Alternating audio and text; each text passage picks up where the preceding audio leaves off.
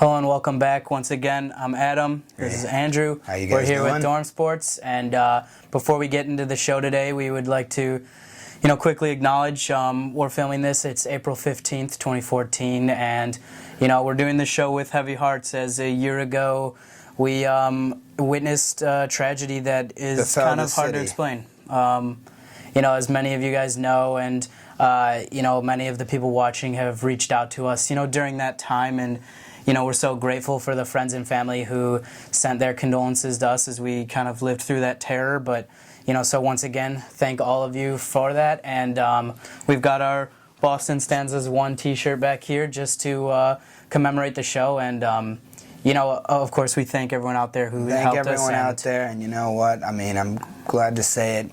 Our city has become very strong, and we've really united. And I'm glad we've persevered and have gotten through a very tough time. Not coming from Boston originally, and everybody knows I'm from Chicago. And if you didn't know, if you've watched any of our shows, I think I talk about the Cubs a little bit. But yes, Boston really showed me what it is to be strong, and out of that tragic event, the beauty that kind of came after it was quite incredible, and we could talk about that for the whole time. But we just thought we'd give it a quick little acknowledgement and a shout out to the city for its beauty and its love, and we're looking forward to next Monday as we get to experience Marathon Monday for the second time, and hopefully this time it's uneventful and a lot of fun. Well, I think it will be.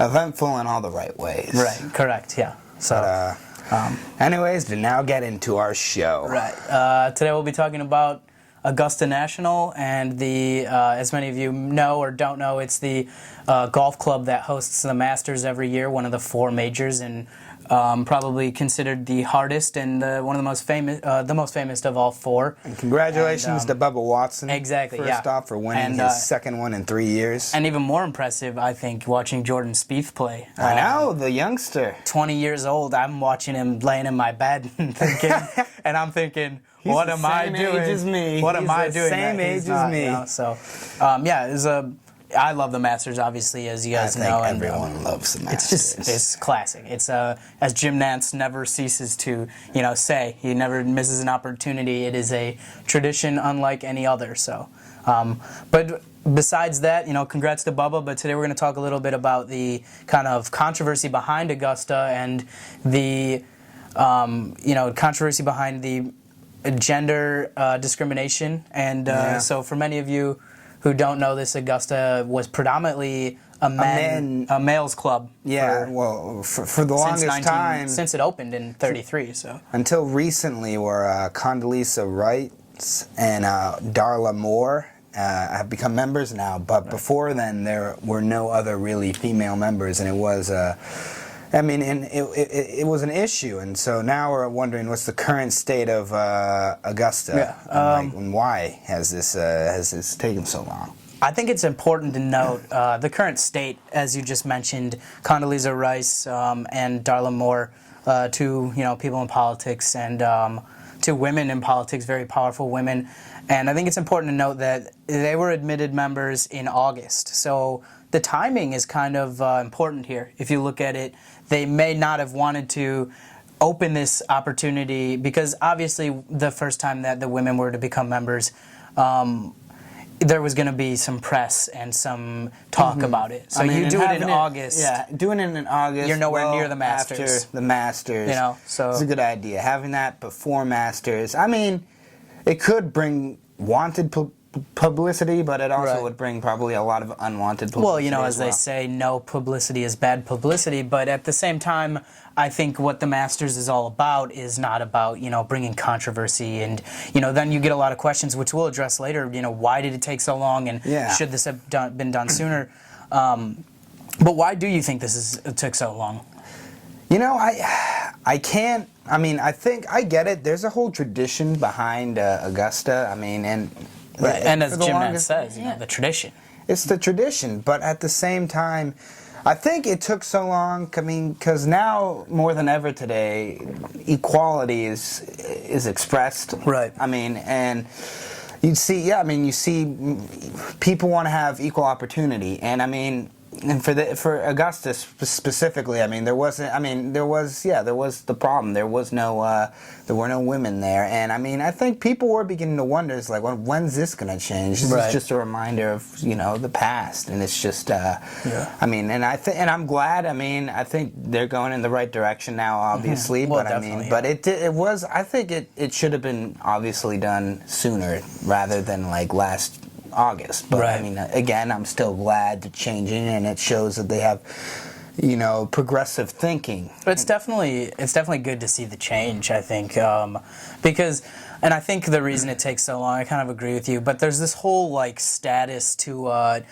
club, a country club, a golf club, and I know there's many clubs that don't allow women to be members, and I was at a club just a couple of weeks ago that doesn't allow women to be members, and it's a little bit, I don't want to say disturbing, but it's kind of like, okay, like, you could be, changing with the times. Like in this day and age, we do have to acknowledge they are a private owned, right? And that's the whole thing, is that there's no legislation that can say you must have equal, because as a private club you can make your own rules. But you would think it would be frowned upon, obviously. Right. Well, I think it is. I mean, and it obviously it is, and I mean, and you could see probably there was pressure for them to have women. Yeah.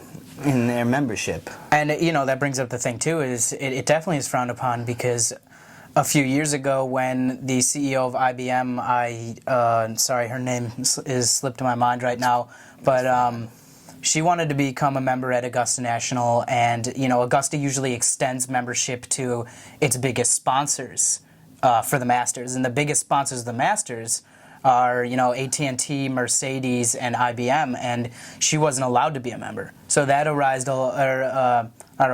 that created a lot of kind of question, and it all comes back to that, like, I don't want to say prestige, but I think it comes back to, if you look in the history, men have been thought of as higher and better than women. If you look at it, and by no means are these our this is a touchy subject. Until the 20th century, things started to change for the better. Right. But I mean, and they sort of do have that old school sort of mentality where it's just like, this is a place for men. Right. I mean, and if the tradition is it's a place for men, and clearly Augusta and the Masters is all about tradition, that's why it takes so long. Definitely good to see them change.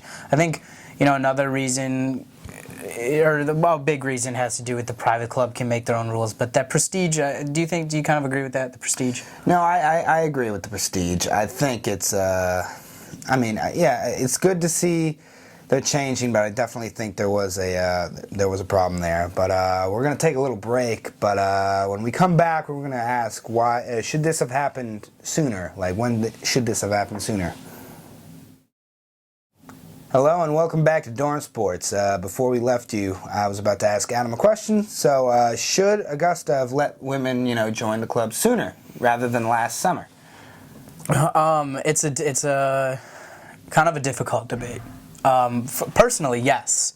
I don't see why. Personally, if I were the chairman of the club or the head of the club, whatever they call them what do they call them there, I would have said, yeah, there should be no issue, because I don't see that there should be like a reason to discriminate against a certain gender or a certain race. And but the longer, harder answer is, it's really up to the club. Should they have done it sooner is really a matter of opinion, and I say yes.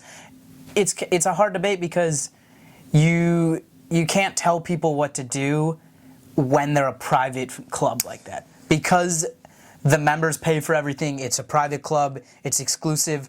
They can turn anyone down. They can turn men down as well. I mean, that's the whole thing. They have their own set of rules, their own set of prerequisites for joining the club. And I mean, I get that. I mean, because they want to be, they have their own traditions and they want to follow them. But at the same time, I think there needs to be, I mean, I'm glad it did happen, but it should have happened a lot sooner. There should be progression. And I think...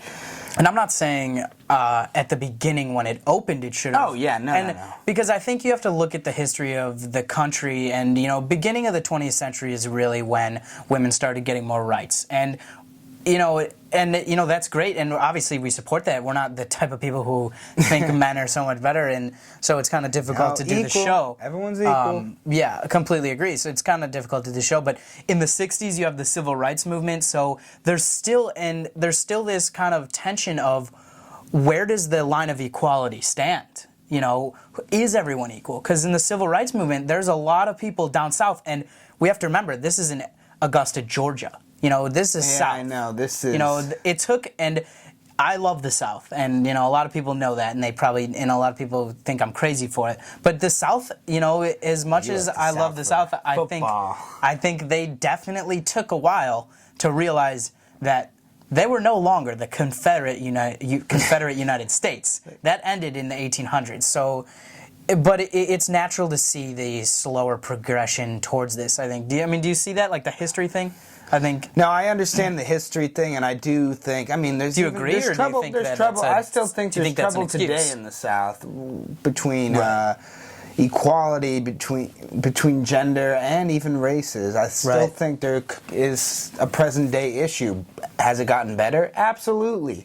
I mean, and this is a good example of it getting better, that now they're allowing women to join Augusta. But I still don't think it should have taken them to this August 2013 to accept their first 2 women members. Right. I would have liked to see it a lot. I would have liked to have seen it in the 90s, 80s. Yeah, in the 90s. I could have seen it in that. I mean, but I think it shows, though, that it's good that Augusta is willing to progress and change their views now, and I'm all for that, and I mean, and it's good because I think it'll be going in a positive direction from now on, and it would be good for them too. I mean, that's good publicity. Right. Well, yeah, and we applaud them for doing it, and we kind of condemn them for taking so long. I think both of us agree that, you know, times changed a lot faster than they did, and it's the tradition thing.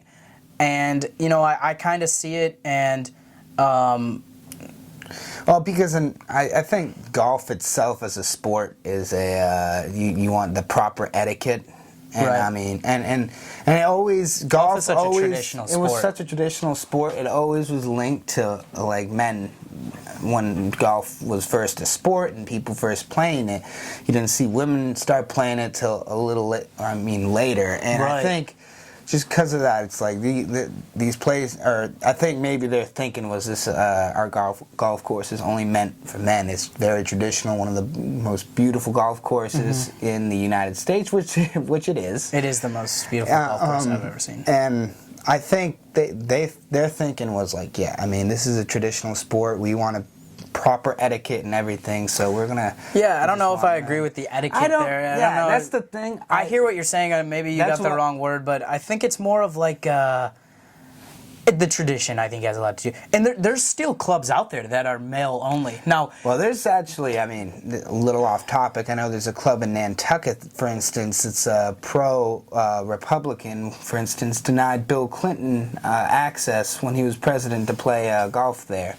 But that's a whole different other story. Yeah, but it comes into the story though because it's discrimination of a certain group, and there are many clubs out there that wouldn't allow African American people to become members. You know, there's a club near me, and we don't want to say any names, and because that gets into a whole legal issue with us calling people out. But there is a club near me that wouldn't let Michael Jordan be a member because he was African American, and that's just absolutely ridiculous. I mean. It's ridiculous. In Chicago? Outside of Chicago? Michael Jordan's a god. Exactly. I mean, he won us 6 NBA championships. We only have 6 NBA championships. I mean, for me to see, you know what, I understand that clubs that are private have a right to be private and have a right to... uglier side, and you really want to be showing that to people, especially nowadays where people are more... I think people are in the right mind, and I don't even think preach equality in these clubs that are very, exclusive. Did you work at a country club this summer? Well, I did work as a lifeguard. Okay, yeah. See, so did I at a country club, a really nice club in outside of Chicago, on the north side of Chicago, or North Shore, and it's a beautiful club. I loved it, and I don't think this discrimination thing that we've been talking about reflects a country club's personnel Not at all. Every single person. Now, granted, there weren't any African Americans who were members at the club I worked at. But that's the difference. I did. We have a very diverse club in where I worked in the summer, and I was very happy to see. And that's very good to see that. I saw a couple African Americans kids come with their. They had white parents. I believe they were adopted, and I don't want to go into detail on specific members because that's not what we're here to do. But the general feeling around the club was these people. When I got the job, I almost kind of had a feeling like what are you going to expect? Because when you're going into a country club where people pay a very large sum of money to be a member, what do you expect? I think the general feeling of people with a lot of money tend to be a little bit more, and this is going to go into a whole judgment thing. But do you see what I'm saying? They tend to be a little bit more like snobby. I think people say that. I had people ask me, and I'm not saying it all. Like, let me just say this really quick. I'm not saying it all. This is what I believe, because when I went to the club, I had that thought, and I had someone ask me about it too, and I said the people there are so nice. They're just as nice as friends and family that I know from people who don't come from as well off places, and I play with the kids, go off the diving board with them, play basketball, and great people, and I couldn't see a hint of discrimination in them at all. So I think that it doesn't reflect. Well, yeah, so overall, though, I do think should have happened sooner. I'm glad it's happening now, but I think it's just a little disappointed that it took so long. Yeah. And I think that's the viewpoint from a lot of people. Right. And I think, I completely agree, and we must remember that private clubs do have that right. But they do have that right. And I may have rambled on there at the end, and I apologize for that. And but I also, find it necessary to say that in no way are either of us trying to make a judgment about certain groups of people, no, not at or all. even express that. I was, just saying simply what I saw, and at no point do we, discriminate against anyone. And I can speak for Andrew, and I know he can speak for me on that. So I think that's important to say too. Well, that is definitely important to say, and that's all for this episode of Dorm Sports, and we will see you next week, next Wednesday. Sounds like a plan, and Boston strong. Boston strong.